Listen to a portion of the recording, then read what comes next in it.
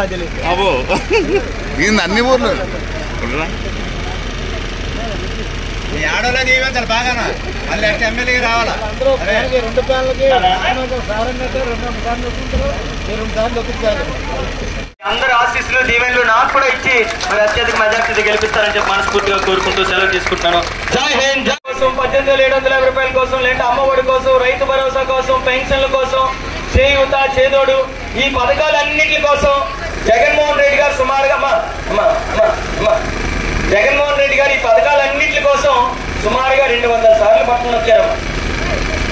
ఒక్కొక్క పథకానికి 4-5 సార్లు 5-5 సార్లు ఇలా ఈ పథకాలన్నింటి కోసం 200 సార్లు బట్టలు నొక్కితే మనకి ఈ పథకాలన్నీ వచ్చాయి కదా.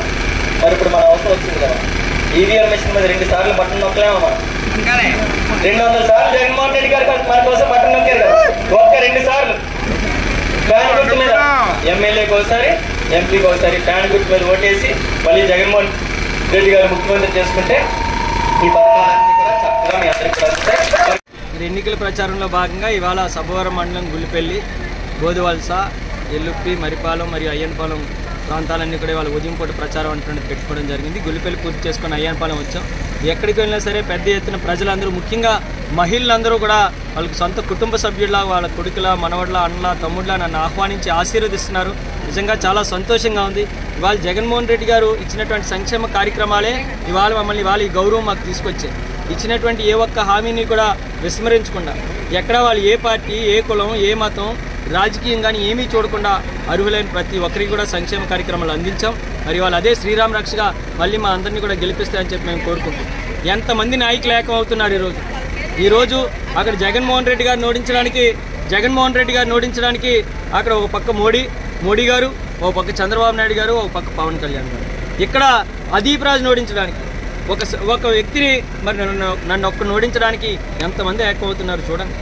ఓ పక్క బండారు సత్యనారాయణమూర్తి గారు మాట్లాడతారు, ఓ పక్క గండి బాబ్జీ గారు మాట్లాడతారు, ఒక పక్క పేలా గోవింద్ గారు మాట్లాడతారు, ఒక పక్క ఏమో మరి పంచకర్ల రమేష్ బాబు గారు, ఒక పక్క మన శివశంకర్ గారు, ఇలాగ ఎంతమంది హేమీలందరూ కలిసి అదీప్ రాజును ఓడించాలని.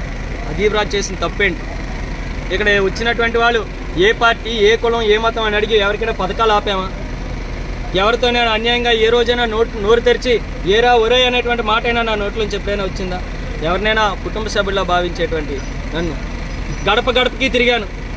కరోనా సమయంలో ఉచితంగా హాస్పిటల్స్ లక్షల రూపాయలు ఇచ్చించి హాస్పిటల్ పెట్టి బెందుతో కొన్ని వందల మందికి నేను వాళ్ళ ప్రాణాలు కాపాడేటువంటి ఆనందం నాకు ఈ రోజుకి కూడా ఉంది. ఈ రకంగా పూర్తిగా నేను అందరికీ మంచి చేయాలనేటువంటి ఆలోచనతో నేనుంటే ఈరోజు నన్ను ఓడించడానికి అందరూ కూడా ఏకమవుతున్నారు. ఇందాల మా సోదరులు కరిబాబు గారు చెప్పారు, ఇవాళ జగన్మోహన్ రెడ్డి గారు ఇచ్చిన పథకాలు ఏవి కూడా ఒక కులాన్ని చూసో మతాన్ని చూసి ఇవ్వలేదు. అన్ని మతాలకి, అన్ని కులాలకి, అందరికీ కూడా సమానంగా ఇచ్చారు. కాబట్టి అవన్నీ కూడా మీరు అందరూ గమనించి మళ్ళీ చక్కని దీవెనల ఆశీస్సులు కూడా ఇచ్చి గెలిపిస్తారని చెప్పి ప్రజలందరినీ కూడా కోరుకుంటూ సెలవు.